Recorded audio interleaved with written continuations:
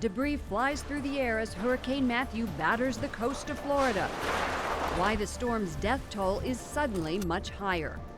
Political power, how Catholic voters could influence this year's election. Nobel Peace Prize, why some say this year's winner shouldn't have won. And National Rosary Rally, Catholics join forces to pray for life, marriage, and religious freedom. On EWTN News Nightly for Friday, October 7th, 2016.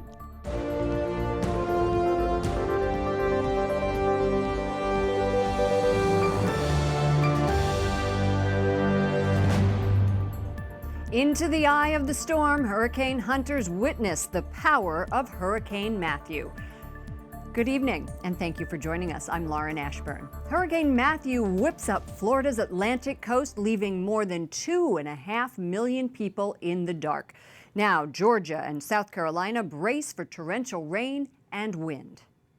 The massive storm moving up Florida's east coast, bringing with it heavy rain and more than 100-mile-per-hour winds. This is still a 120-mile-an-hour storm. Officials say the effects of Matthew will be unlike any hurricane in decades, and some places may become, quote, uninhabitable for weeks or months. Damage assessments are just coming in from South Florida. They will continue as the storm passes each county. Let's remember, the storm has only passed half our state, so this is not over. Power lines are down across the state. Hundreds of thousands are without power. But despite repeated calls to evacuate, get out if you are being told to evacuate, and predictions of a devastating storm surge, we are very concerned about storm surge, and the worst effects are still likely to come. We've run the numbers. The history shows that 9 out of 10 fatalities historically in landfalling and close to landfall tropical cyclones in the United States have been due to water. Some say they're staying put. We're all scared. We all think that we're going to be okay, but nobody knows. Well, I've been through all the storms here growing up, so this is just another one. The death toll from Hurricane Matthew spikes to nearly 300 people. Emergency crews in Haiti are now getting a better assessment of the damage. And that number could still rise. Most people appear to have died from falling debris after 145-mile-per-hour winds tore through Haiti on Tuesday. As the hurricane slams Florida, the presidential nominees are canceling events there. Florida is one of the states that could decide the election, and another is Nevada, where the race is razor thin. Tonight, Jason Calvi takes a closer look at the Silver State. Jason? Hey, Lauren, it's so important. That's why Tim Kaine's there today. Donald Trump was there on Wednesday. Here's a look at the numbers. The latest Emerson College poll of swing states has Trump and Clinton tied in Nevada. Latinos make up about 17 to 20% of voters in the state. And tonight, both campaigns are courting them. Shame on you, shame on you. They don't call it a battleground state for nothing. Don't forget to vote. John Elizondo is a Nevada Latino on a mission. I think more of the Latinos are asking questions, especially now. Don't forget to vote. Don't forget to vote. Don't forget to vote. He likes Trump's tough talk on immigration, even though Elizondo's grandparents were illegal immigrants. They're bringing drugs. They're bringing crime. They're rapists. Trump has promised to build a wall along the Mexican border to stop the flow of illegal immigrants. Refrigeration technician Giovanni Molina is an evangelical Christian originally from Guatemala. Most people that I've talked to are undecided, just like I am. That undecided voter is the target for Culinary Union 226. Half of their 57,000 members are Latino, and the union is campaigning for Democrats. Cristina Aguilar is an immigrant from Mexico whose son fought in Iraq. She says, I'm walking out here because even though it's hot and I'm thirsty, Latinos are a team fighting for our rights. And today in Henderson, Nevada, Democrat Tim Kaine says it's time to say adios to Donald Trump. Donald Trump's for Deportation Nation.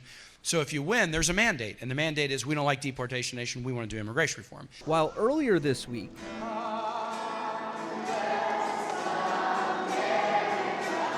Donald Trump courted evangelicals and Hispanics at this Christian school in Las Vegas. Because I want to make sure that every Latino child in this nation and be part of the American dream. Nevada also has an important Senate race to replace Democratic leader Harry Reid. The Republican, Joe Heck, is several points ahead in the recent polls.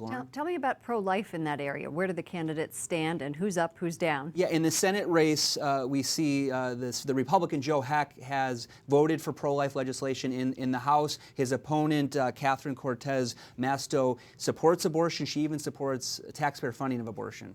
Okay, Jason Calvi, we're going to be doing this with other states, right? Looking forward to Ohio, Pennsylvania, North Carolina. We'll do an in-depth look at each one of those. Jason Calvi, thank you so much for joining us.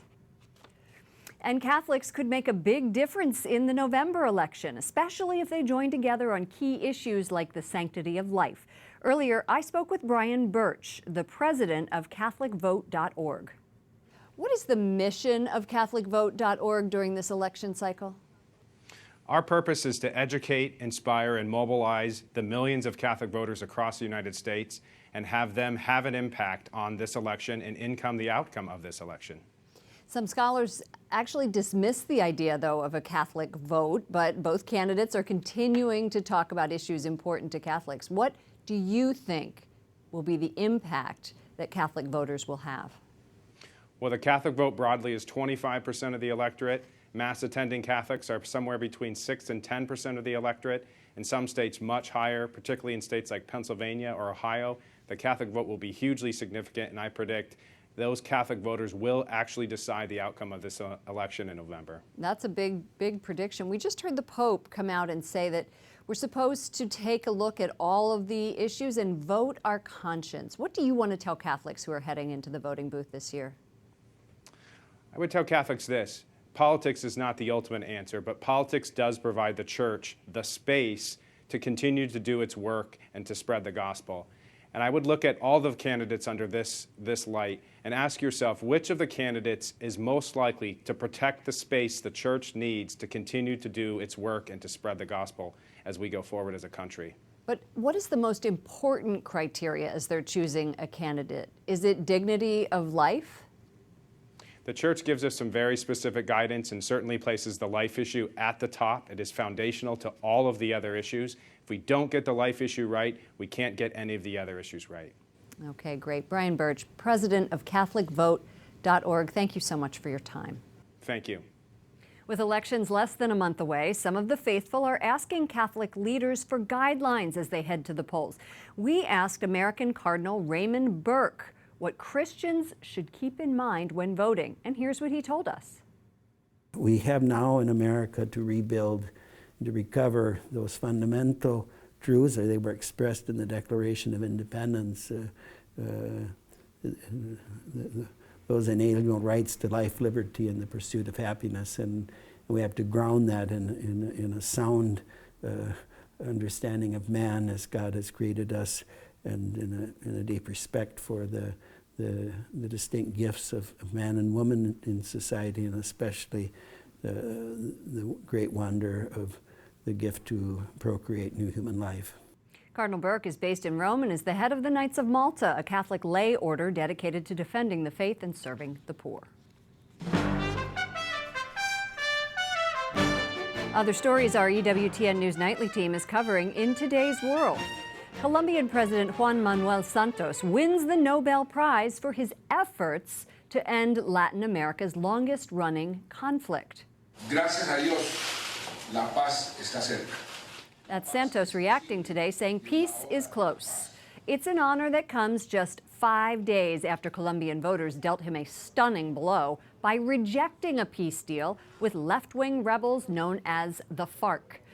The Nobel Committee praised Santos for his attempt to stop a civil war that has killed more than 200,000 Colombians and displaced millions since the 1960s. Santos dedicated the Peace Prize to the Colombian people. Joining us now is Mike Gonzalez, Senior Fellow with the Heritage Foundation. Mike, welcome to the program. Thanks, Lauren. I'm glad to be here. Does President Santos deserve this prize?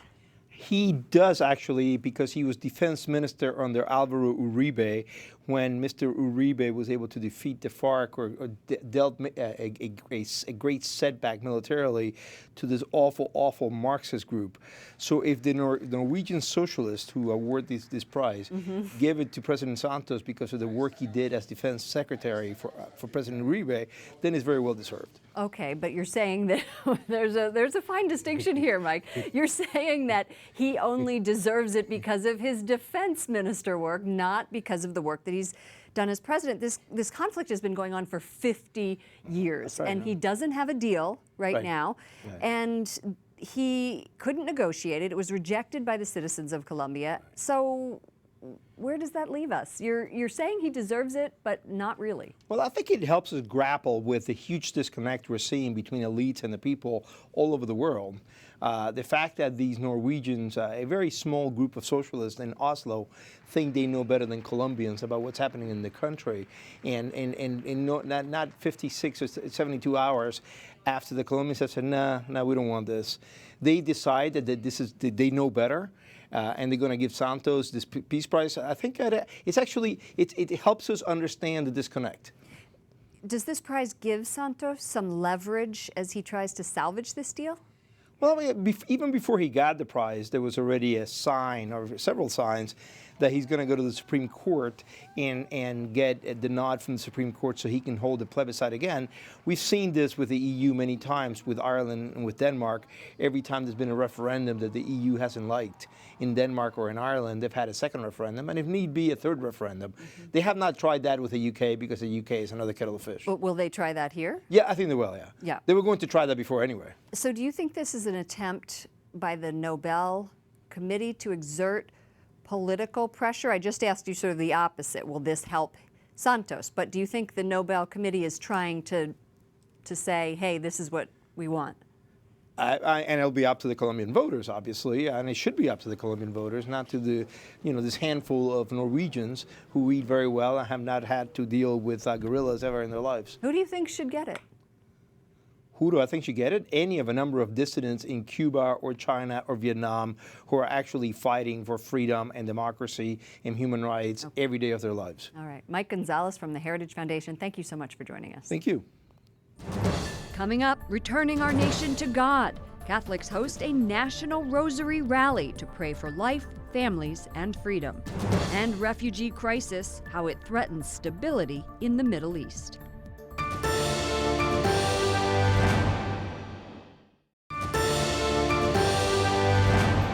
Today we celebrate the Feast of Our Lady of the Rosary. It's linked to a 16th century naval victory which secured Europe against Turkish invasion. Pope Pius V credited the victory to the intercession of the Blessed Virgin Mary. And thank you for joining us this evening. I'm Lauren Ashburn. You know, Catholics from across the country are here, right here in Washington, and they're praying for the nation. They're hosting the first ever National Rosary Rally, and it's ahead of the November election. Wyatt Goolsby has been covering this rally this afternoon, and he joins us from just outside at Capitol Hill.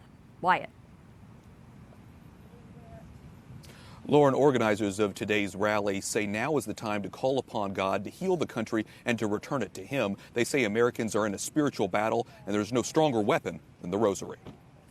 Hail Mary, full of grace, the Lord is with thee. Developing a good prayer life and a solid, sturdy prayer life helps bring us back to where we need to be. That's the goal of this rally, to ask Mary for intercession.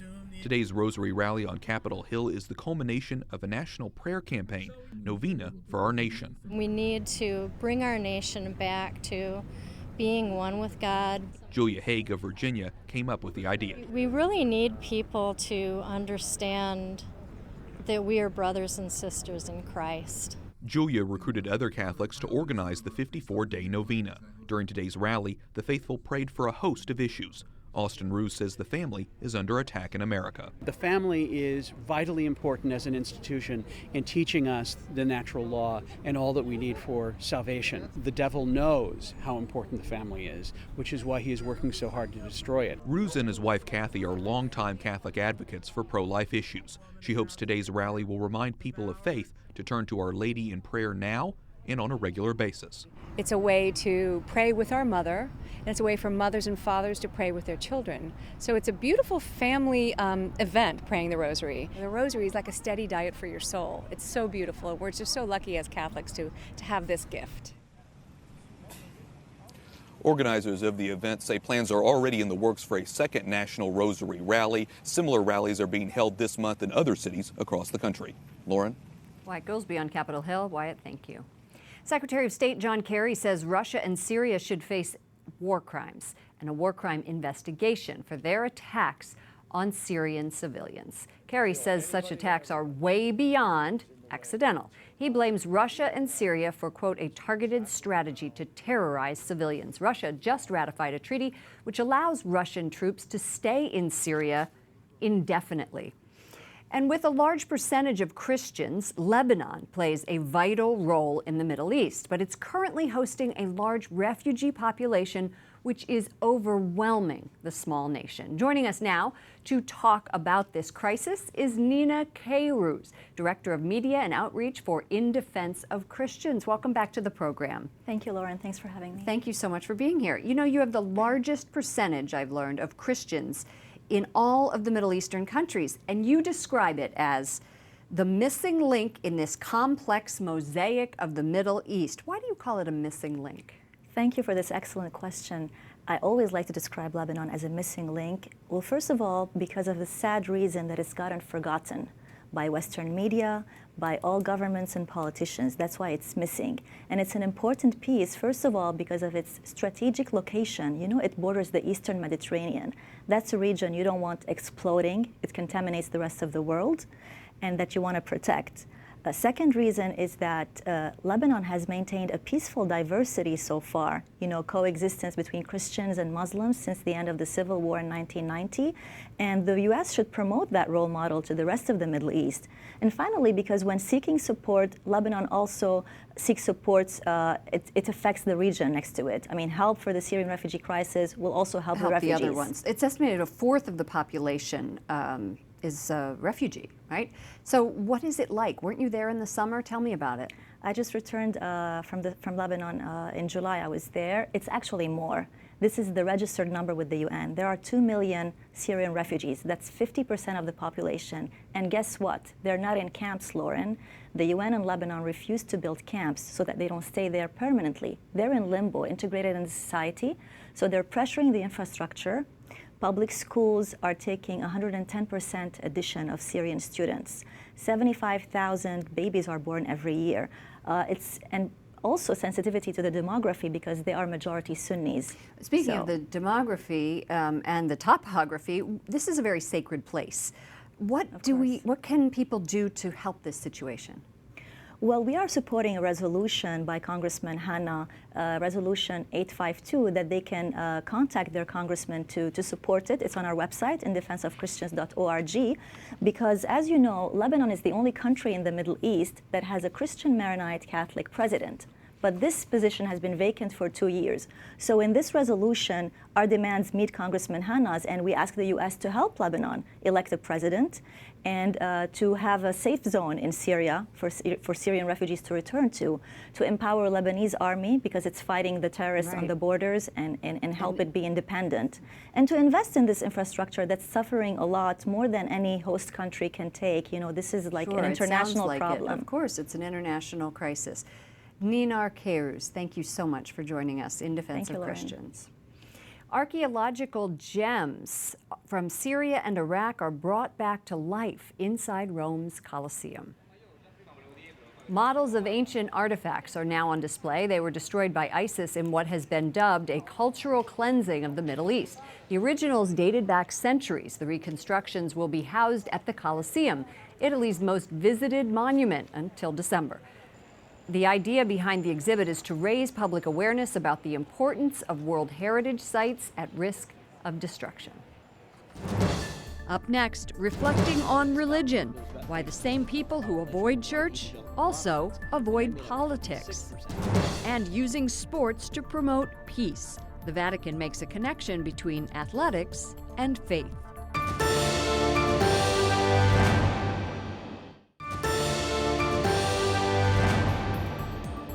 Thank you for joining us this evening. I'm Lauren Ashburn. A new report finds people who aren't affiliated with religion vote less than other groups like evangelicals. They're also less likely to track politics. The Public Religion Research Institute says only 37% of religiously unaffiliated Americans say they follow election news very closely. Dr. Robert Jones is the CEO for Public Religion Research Institute and co-authored this report. Thanks again for joining us. Oh, thank you. Your study found that individuals who do not identify with a religion have lower rates of voter registration, and then they have less interest in the upcoming election. Do they have any influence at all on the election process? Well, what I might say is that the religiously unaffiliated are in some ways this pent-up force that could have impact in the election, but it hasn't really had impact. So, for example, in 2012, they made up 20% of the general population, but only 12% of voters. So they tend to be registered at a lower rate and turn out at much lower rates. Just to put that in perspective, the other group that was about 20% of the population were white evangelical Protestants, and they made up 26% of voters because they turn out. Because they absolutely do turn out. Right. Does their lack of involvement increase the influence that religious voters have? It would seem to be yes. Absolutely. You know, if they were to turn out, you know, at anywhere near just their proportion of the population, I mean, it would really change the calculus in a lot of states, and particularly states with more young people, which tend to be states with more immigrant populations. They would really change the calculus. As the number of religiously unaffiliated Americans grows, will that impact have any impact on the religious identity of future candidates, do you think, or their appeal? You know, I think what we're seeing is that it has become, I think, more acceptable to say that you're not affiliated with a religion, even if you're an elected official, where we still have some stigma that the data shows. If you ask questions about would you be more or less likely to vote for a candidate who has this trait, if you list atheist on there, the Americans still have or say they're less likely to vote for an atheist candidate, and make a distinction between a candidate that positively identifies as an atheist versus a candidate that just doesn't claim an affiliation. So that brings up an interesting question. Do you think that future candidates are going to pay less attention to religious voters? Well, you know, one thing to say is particularly if you're thinking about, you know, this group, I've done a lot of thinking about white Christian voters, that group, as it's kind of as it's been sliding and into minority status in the population, has certainly lost some of its political influence because, you know, politicians that run polls, I mean, they start looking at those numbers and they think, okay, I've got a much broader constituency to pay attention to now. Right. Thank you so much. All of these statistics are very valuable in putting together the shape of the electorate, and we hope to have you back very soon. Thank you. I'm happy to be back. Dr. Robert Jones, he is the president of the Public Religion Research Institute. Well, the Vatican is working with the United Nations and the International Olympic Committee to tell the world sports and faith can go hand in hand. Mary Shovlin reports from Rome. Il calcio d'inizio, proviamo. 1, 2, 3. Italian soccer star Alessandro Del Piero kicked off the world's first conference on faith and sports this week in the Vatican. Pope Francis, an avid soccer fan himself, took part along with UN Secretary General Ban Ki-moon. In the crowd, Olympic athletes, representatives of all the world's major religions, and of course, the fans. Pope Francis praised the good that sport and faith can bring to society, but he also asked sports leaders to do a better job of keeping corruption off the playing field. One of the stars here, Olympic swimming champion Kirsty Coventry. We all realize that there is a greater purpose, there is a higher God, there is someone that's looking out for us, there's someone that gave us this talent to do good. John Mara, president and CEO of the New York Giants, says for him it's about doing what he can to help others. Most of us realize that we have an obligation to give back to our communities and to help provide access to sports for people who are disadvantaged. And the Vatican says their goal is to show the world that sport can be a force for good, on and off the field. In Rome, Mary Shovlin, EWTN News Nightly. Mary gets to go to all the great events. That does it for us in the EWTN News Nightly team. I'm Lauren Ashburn. Good night and God bless you. We're going to leave you with Lang Lang, a Chinese concert pianist who performed for Pope Francis this week in the Vatican.